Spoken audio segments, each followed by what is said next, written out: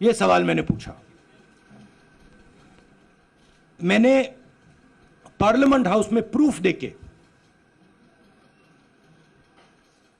जो media report से मैंने निकाला, अदानी जी और नरेंद्र मोदी जी के रिश्ते के बारे में डिटेल में बोला। रिश्ता नया नहीं है, रिश्ता पुराना है।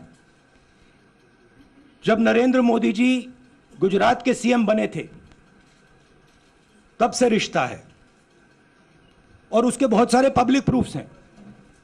हवाई जहाज में मैंने फोटो दिखाई, नरेंद्र मोदी जी बड़े कंफर्ट में बैठे हुए थे अपने दोस्त, अपने मित्र के साथ। पार्लियामेंट में मैंने दिखाई। यह सवाल मैंने पूछा। फिर मेरी स्पीच को एक्सपंज किया गया। मैंने स्पीकर को डिटेल चिट्ठी लिखी, पॉइंट बाय पॉइंट, कि मैंने कहा कि एयरपोर्ट्स अदानी जी को रूल बदल के दिए गए हैं। ये लीजिए रूल की कॉपी जिसको बदला गया है। चिट्ठी लिखी, कोई फर्क नहीं पड़ा। फिर मेरे बारे में मंत्रियों ने पार्लियामेंट में झूठ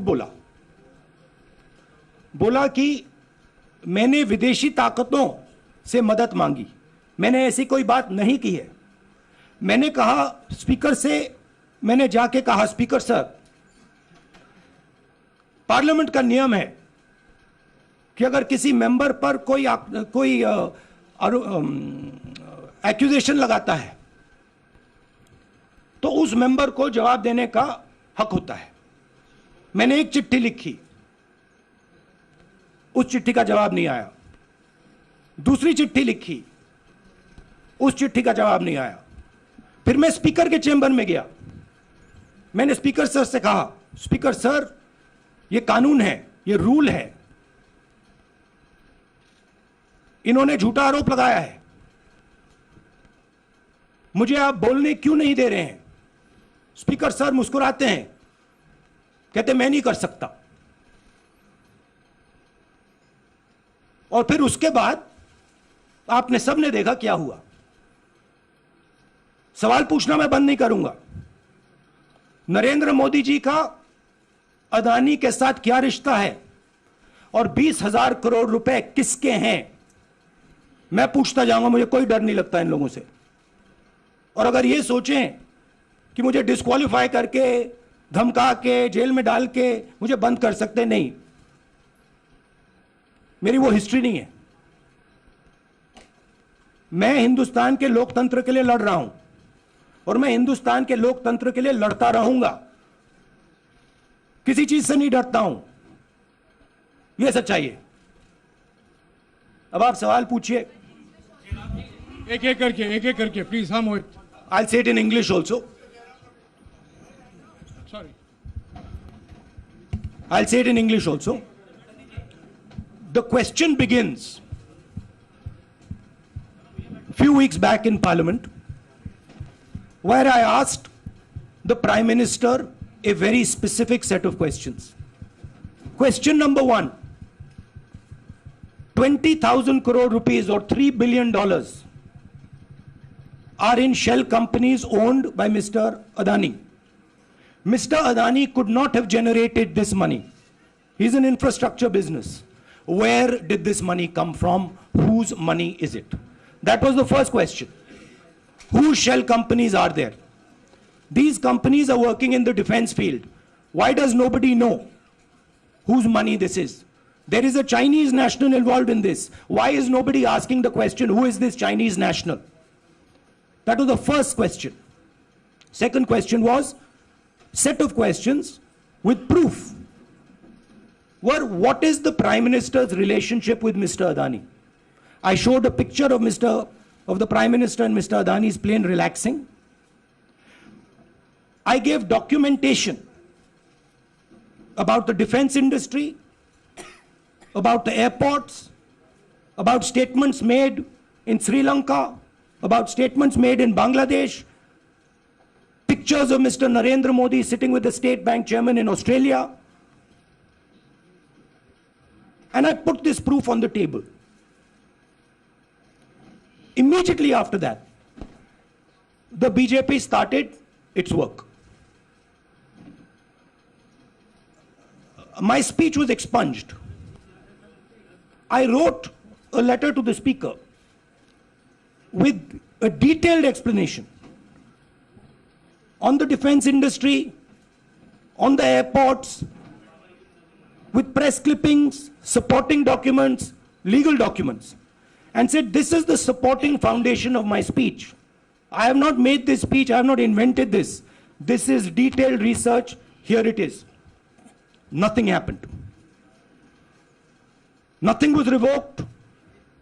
My speech today is not part of the record of Parliament. The same, by the way, was done with Mr. Kharge.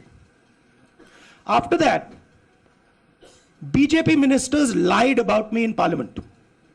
They made the statement to distract from the Adani issue. The whole game, disqualification, and all these statements are to distract from the central question, whose money is it? 20,000 crores, whose is it? Kiska hai ye? That's the main question. The whole thing is to distract. So, they said that I've asked foreign forces to help India. Most ridiculous statement. I have never made such a statement. You can look at all the conversations I had in the United Kingdom. Not one such statement was made. In fact, I said this is India's problem. India has to resolve this problem, right? A minister lies on the floor of the House. I wrote to the Speaker and I said, Speaker, sir, it is my right as a member of Parliament, when somebody makes an accusation, to state my position. Please let me state my position. The first letter is not answered. I then write a second letter with more details, saying the names and what was said. Still no answer. I then go to the Speaker's chamber and I say, Speaker, sir, what is going on? We live in a democracy. You are the defender of that democracy. Why are you not letting me make my statement? The Speaker smiles and says, I cannot do that. Come and have a cup of tea with me. Right? So this is the whole drama that is being orchestrated to defend the Prime Minister from the simple question, whose 20,000 crore rupees, whose $3 billion went to Mr. Adani shell companies? हाँ जी मोहित, एक minute, सबको मौका मिलेगा. राहुल जी, मोहित दुबे हूं मैं. मेरा सवाल यह है कि आप शहीदों. By the way, sorry, I just need to finish that. I left out a part. Look, I'm here defending the democratic voice of the Indian people. I will continue to do that. I'm not scared of these threats, of these disqualifications, of these allegations, of these prison sentences. I don't care. I'm not scared of them. Okay? These people don't understand me yet. I am not scared of them. They are used to everybody being scared of them. I am not scared of them. Right? And I will continue to ask the question, what is the Prime Minister's relationship with Mr. Adani? It is an old relationship. It is a relationship that began when he was Chief Minister of Gujarat. Mr. Adani constructed the idea of Resurgent Gujarat, organized all that. This is a partnership. It's a close partnership. I'm going to keep asking that question. Rahul ji, मैं मोहित दुबे हूं. मेरा सवाल यह है कि आप शहीदों के परिवार से आते हैं. आपकी दादी भी डिस्क्वालीफाई हुई, जनता के बीच गई, आप सत्ता में वापस आए. आज के दौर में राहुल गांधी भी डिस्क्वालीफाई हो गए हैं क्योंकि तमाम आपने इश्यूज को उठाया, चीन के इश्यूज को उठाया. क्या राहुल गांधी भी जनता के बीच में जाएंगे और वही वापसी फिर से करेंगे? राहुल गांधी भारत जोड़ो यात्रा में 4.5 महीने जनता के बीच में रहेंगे और वो मेरा काम है, वो मैं करता जाऊंगा. हाँ जी अनवर, अनवर. आज के हिंदुस्तान में जो पहले राजनीतिक पार्टियों को सपोर्ट मिलती थी, मीडिया से मिलती थी, बाकी इंस्टीट्यूशन से मिलती थी, वो नहीं मिलती है. तो ऑपोजिशन की पार्टीज को एक ही रास्ता है, जनता के बीच में जाने का. हाँ जी अनवर. सर, भारतीय जनता पार्टी ने आप पर ओबीसी समुदाय के अपमान का आरोप लगाया है. इस पर आप क्या जवाब देना चाहेंगे भारतीय जनता पार्टी को? मैं पिछले भारत जोड़ो यात्रा में आप मेरी कोई भी स्पीच देख लीजिए, मैं वहां कह रहा हूं सब समाज एक हैं, सबको एक साथ चलना चाहिए, भाईचारा होना चाहिए, नफरत नहीं होनी चाहिए, हिंसा नहीं होनी चाहिए। तो मेरी पोजीशन बिल्कुल क्लियर है। ये ओबीसी का मामला नहीं है, ये नरेंद्र मोदी जी और अदानी जी के रिश्ते का मामला है। 20,000 करोड़ रुपए जो अदानी जी को पता नहीं कहां से मिले, उसके बारे में मैं सवाल पूछ रहा हूं और उसका जवाब चाहिए। बीजेपी ध्यान को भड़काने की कोशिश करती है, कभी ओबीसी की बात करेगी, कभी विदेश की बात करेगी, कभी कुछ और बात करेगी, कभी डिस्क्वालिफिकेशन की बात करेगी, मगर सवाल यही है 20,000 करोड़ रुपए, $3 बिलियन किसका था? संजय मिश्रा। और वो अदानी का पैसा नहीं हो सकता। संजय मिश्रा।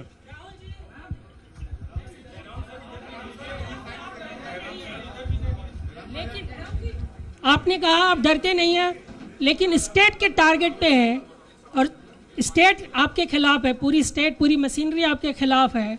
ऐसे में आपके सामने चैलेंजेस बहुत बड़ा है, तो रास्ता क्या है, रणनीति क्या है? देखिए भैया, चाहे स्टेट हो चाहे कुछ भी हो, मैं सच्चाई को देखता हूं, मुझे और किसी चीज में इंटरेस्ट नहीं है, मैं सच्चाई बोलता हूं। राजनीति में यह फैशनेबल बात नहीं है, मगर यह बात मेरे खून में है, मैं और कोई रास्ता निकाल ही नहीं सकता हूं। तो मेरा काम यह है, यह मेरी तपस्या है, जीवन की तपस्या है, उसको मैं करता जाऊंगा। चाहे मुझे डिस्क्वालीफाई करें, मारे पीटे, जेल में डाले, मुझे कोई फर्क नहीं पड़ता, मुझे अपनी तपस्या करनी है। इस देश ने मुझे सब कुछ दिया है। शांत हो जाइए। इस देश ने मुझे सब कुछ दिया है, प्यार दिया है, इज्जत दी है, इसलिए मैं ये करता हूं। हाँ Supriya. Sir, Rahul sir, BJP के जो लीडर्स आप पे अटैक कर रहे हैं उस पर आप क्या कहेंगे? और इसके अलावा वायनाड, वहां पर जब से खबर गई है वहां पे लोग बहुत डिसबिलीफ में हैं, प्रोटेस्ट भी इरप्ट हो रहा है, आप अपनी कॉन्स्टिट्यूएंसी के लोगों को क्या कहना चाहेंगे? नहीं, मैंने सोचा है कि मैं अपनी, देखिए मैंने कॉन्स्टिट्यूएंसी में भी बोला कि वायनाड के लोगों के साथ मेरा पारिवारिक रिश्ता है, फैमिली प्यार का रिश्ता है। तो मैंने सोचा कि मैं वायनाड के लोगों के लिए अपनी एक चिट्ठी लिखूं उनके लिए कि मेरे दिल में उनके लिए क्या है, तो वो तो मैं रिजॉल्व कर दूंगा। उनका, देखिए बीजेपी के नेताओं का काम यही है। देखिए वो सब नरेंद्र मोदी जी से डरते हैं, कारण आप जानते हो। नरेंद्र मोदी जी ने कहा कि देखिए ध्यान हटाना है, वो सब जानते हैं अदानी जी और नरेंद्र मोदी जी का रिश्ता, सारे के सारे जानते हैं क्या रिश्ता है, सब जानते हैं, मगर डरते हैं। तो अगर नरेंद्र मोदी जी ने उनसे कहा कि भैया ध्यान उधर करो, ध्यान उधर करेंगे। मगर सवाल यही है 20,000 करोड़ रुपए किसका है? हाँ जयनेंद्र। राहुल जी पूरी कांग्रेस पार्टी, सर पूरी कांग्रेस पार्टी ये कह रही है कि आप चाहे वो गुजरात की कोर्ट ने आपको सजा सुनाई या आपका निलंबन हुआ, ये सब कुछ केंद्र सरकार प्रधानमंत्री के इशारे पर हो रहा है। लेकिन बीजेपी कह रही है कि कानून ने अपना काम किया है। तो जो ये दलील है कि कानून ने आपको सजा दी है और उसी की वजह से आपका निलंबन भी हुआ है, इस पर आप क्या कहेंगे? देखिए लीगल मैटर है, पर ये हुआ है। लीगल मैटर है, मैं हिंदुस्तान के लीगल सिस्टम को रिस्पेक्ट करता हूं, मैं लीगल मैटर पे इस प्रेस कॉन्फ्रेंस में बात नहीं करना चाहता हूं। हाँ संजीव। अगर आपके लीगल सवाल होंगे तो आप हमारी लीगल टीम से पूछ लीजिए। संजीव 1 मिनट। संजीव,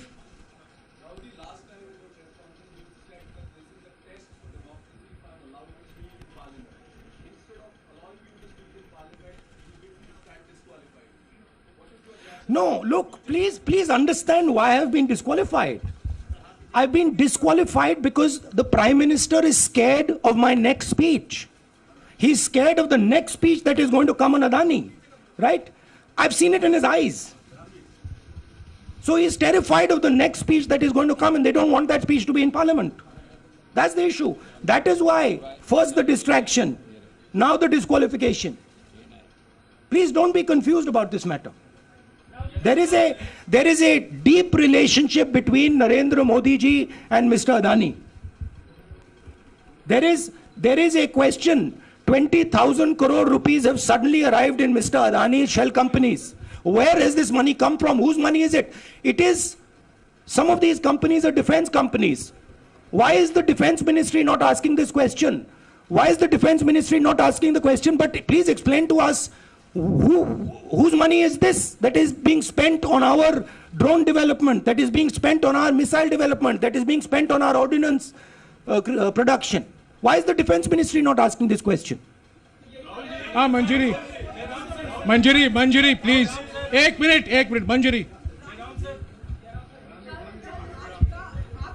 सदस्यता की रद्द हुई तो उसके बाद बहुत सारे ऐसे विपक्षी दल जो अभी तक कांग्रेस से दूरी बना के चलते थे वो भी आपके समर्थन में आए. तो आपको क्या लगता है अब वो समय आ गया है जब सारे विपक्ष को एकजुट हो जाना चाहिए? मैं उन सब विपक्षी दलों का धन्यवाद करता हूं कि उन्होंने इस बात में हमारी सपोर्ट की और हम सब मिलके काम करेंगे. रंजीता. जिस बयान को लेकर आपको ये सजा सुनाई गई है, क्या आपको लगता है, आपको अफसोस है उस बयान को लेकर? क्या कहेंगे उस बयान पर? अब देखिए, अब ये लीगल डिस्कशन है, उस पर मैं टिप्पणी नहीं करना चाहता हूं क्योंकि ये कोर्ट में मामला है. मगर मैं जो भी सवाल उठाता हूं वो सोच समझ के उठाता हूं. हाँ जी, नीरज. राहुल जी, अभी कुछ ही दिन पहले लक्षद्वीप के सांसद मोहम्मद फैजल की सदस्यता गई थी और बाद में हाईकोर्ट ने स्टे कर दिया था. अभी उनकी मेंबरशिप रीइंस्टेट नहीं हुई है. देखिए, सुन लीजिए. हाँ. राहुल जी सुन लीजिए, अभी उनकी सदस्यता रीइंस्टेट नहीं है, लेकिन चुनाव आयोग ने चुनाव की घोषणा करने के बाद उसे रोक दिया था. अगर ऊपरी अदालत से आपको स्टे मिलता है तो आपको उम्मीद है कि लोकसभा स्पीकर भी आपकी सदस्यता को बहाल कर देंगे? मुझे उम्मीद में कोई इंटरेस्ट ही नहीं है. चाहे मुझे सदस्यता मिले ना मिले, मैं अपना काम करूंगा. अगर ये मुझे परमानेंटली डिस्क्वालीफाई कर दें तो भी मैं अपना काम करूंगा. अगर मुझे रीइंस्टेट कर दें तो भी मैं अपना काम करूंगा. मुझे कोई फर्क नहीं पड़ता मैं पार्लियामेंट के अंदर हूं या बाहर हूं, कहां हूं. मैंने आपसे कहा मुझे अपनी तपस्या करनी है, मैं उसको करके दिखाऊंगा. आपके लिए नहीं, अपने लिए. रवि, एक मिनट रमन. हाँ. एक मिनट रमन.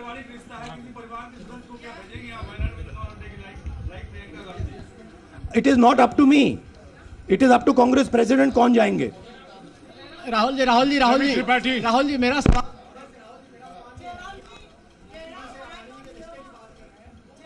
आपके यहाँ बैठे हैं. हाँ. दोनों मुख्यमंत्रियों का भी अडानी जी से रिश्ता है, उनके साथ लेन देन का मामला, उसका कहा जाए धंधे का मामला है. लेकिन क्या धंधे का मामला, क्या बात कर रहे हैं? ये धंधा रोकेंगे ये लोग? जिनके पास जो भी स्टेट का उनके साथ नाता है, जो भी बिजनेस चल रहा है, वो बिजनेस रोका जाएगा क्या? देखिए, सिंपल सी बात है, आप डिस्ट्रैक्ट करने की कोशिश मत कीजिए.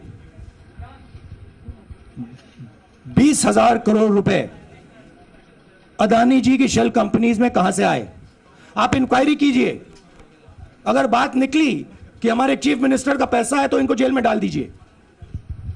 अगर बात निकली तो किसी और का पैसा है तो उसको जेल में डालिए. हाँ Siddharth sir. Rahul sir, please. Madam, एक मिनट. मैडम आप लोकतंत्र को समझिए. ये जो पैनिक रिएक्शन इन्होंने किया है नरेंद्र मोदी जी ने, इससे सबसे ज्यादा फायदा मिलेगा विपक्ष को. ये इन्होंने हमें हथियार पकड़ा दिया है. ये आप बात समझिए. ये मोदी जी पैनिक में आ गए कि बात निकल जाएगी, ये 20,000 करोड़ रुपए किसके हैं, डर गए, घबरा गए. इन्होंने पूरा सीक्वेंस शुरू कर दिया. ये विपक्ष को सबसे बड़ा इन्होंने हथियार दिया है. राहुल जी, क्योंकि जनता के माइंड में अब एक सवाल आ गया है कि जनता जानती है कि अदानी जी भ्रष्ट व्यक्ति है. अब जनता के माइंड में यह सवाल उठा है कि इस भ्रष्ट व्यक्ति को हिंदुस्तान का प्रधानमंत्री क्यों बचा रहा है. यह मतलब अब सब कुछ बीजेपी के लोग, नरेंद्र मोदी जी सब कुछ इस व्यक्ति को बचाने के लिए क्यों कर रहे हैं. दूसरा सवाल, बीजेपी के लोगों ने कहा कि अदानी पर आक्रमण देश पर आक्रमण है। मतलब इनके माइंड में देश अदानी है और अदानी देश है। बात समझिए। राहुल जी, सिद्धार्थ। राहुल जी, मेरा सवाल आपसे ये सिद्धार्थ। है कि जब आप ये फैसला सामने आया, आपको मैक्सिमम पनिशमेंट जो है इसमें जो हो सकती है वो आपके लिए मुकर्रर की गई। इस बीच कई लोगों ने ये भी कहा, आपके पार्टी के भी एक सांसद ने कहा कि कम से कम जज को ये देखना चाहिए था कि सामने जो शख्स है वो एक गांधी परिवार से आता है। इस पर आप क्या कहेंगे, और आपको लगता है मैक्सिमम पनिशमेंट जो है आपके केस में, मैक्सिमम पनिशमेंट आपके लिए मुकर्रर की गई, क्या आपको इसके पीछे क्या कहना है आपका? वही मैंने कहा, अगर डिस्ट्रैक्शन करना है, मैक्सिमम पनिशमेंट की तो जरूरत है। मिनिमम पनिशमेंट से बात थोड़ी बनेगी।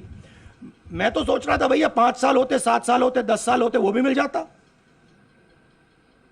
मुझे क्या फर्क पड़ रहा है यार Rajdeep,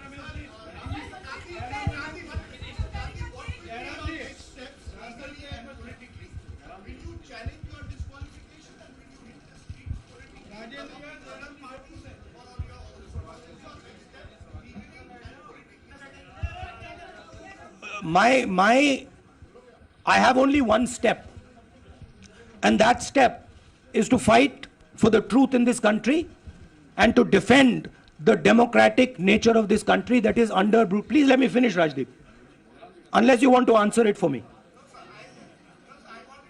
You do that also sometimes. Yeah. So my job, as I see it, is to defend the democratic nature of this country.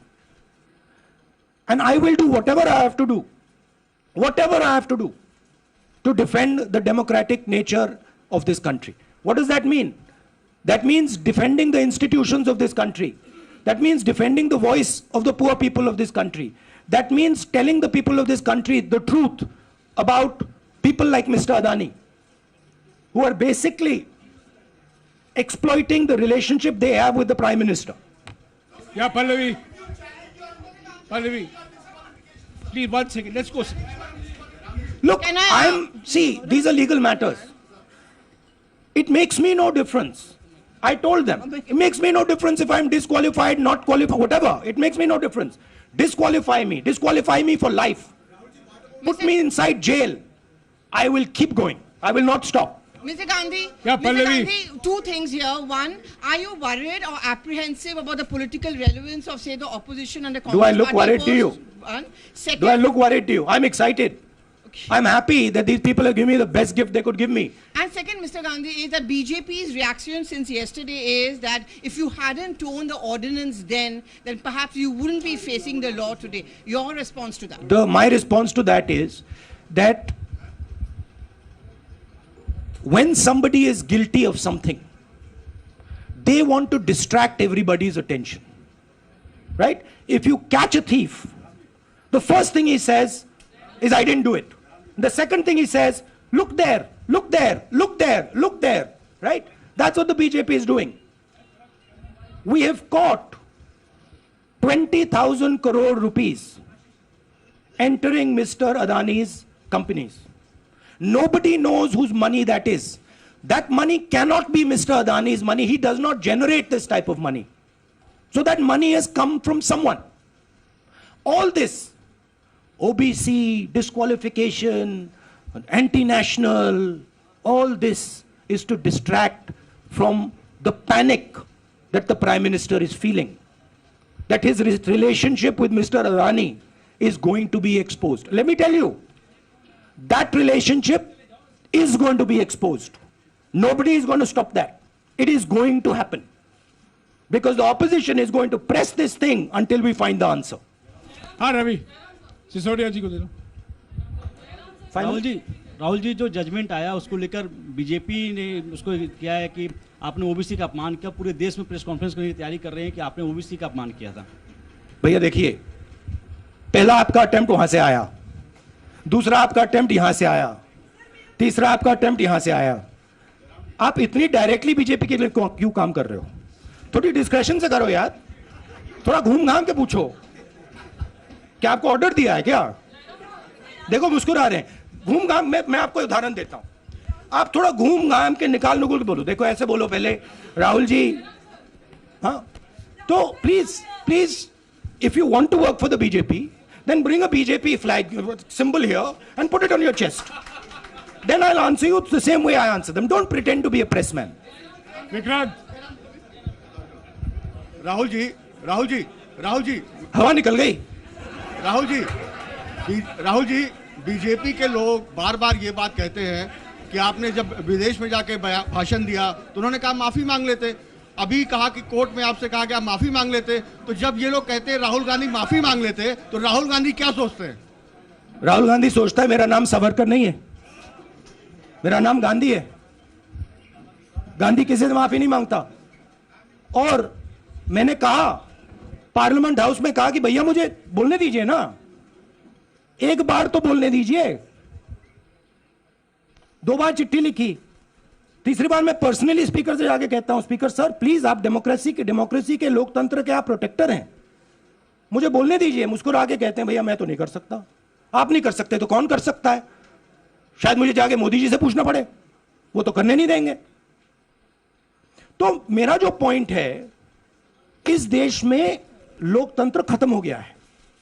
इस देश के लोग जो इनके दिल में है, हमारे दिल में है, बोल नहीं सकते हैं। इस देश के इंस्टीट्यूशन पर आक्रमण हो रहा है। और उस आक्रमण का मैकेनिज्म क्या है? उस आक्रमण का मैकेनिज्म नरेंद्र मोदी जी और अदानी जी का रिश्ता है, वो फाउंडेशन है। मैं नरेंद्र मोदी जी पर सवाल नहीं पूछ रहा हूं, मैं अदानी जी पर सवाल पूछ रहा हूं। बीजेपी अदानी जी को क्यों प्रोटेक्ट कर रही है? आप नरेंद्र मोदी जी को प्रोटेक्ट कीजिए। मैं अदानी जी पे पूछ रहा हूं, आप अदानी जी को क्यों प्रोटेक्ट कर रहे हो? आप इसलिए अदानी जी को प्रोटेक्ट कर रहे हो क्योंकि आप ही अदानी हो। Thank you.